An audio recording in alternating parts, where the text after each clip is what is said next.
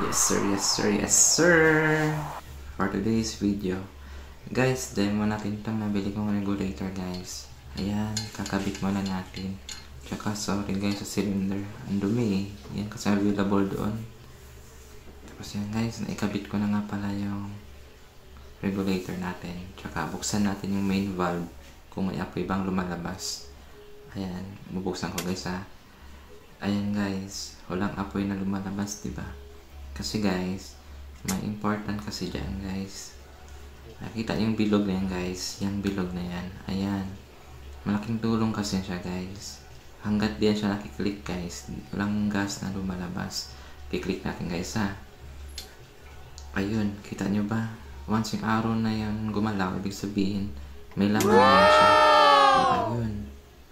May apoy na yan. Kaya safety yan siya guys, yung ganyang klaseng regulator. Kahit naka-on yung main valve, hindi tatakbo ang apoy hanggat di mo nakikita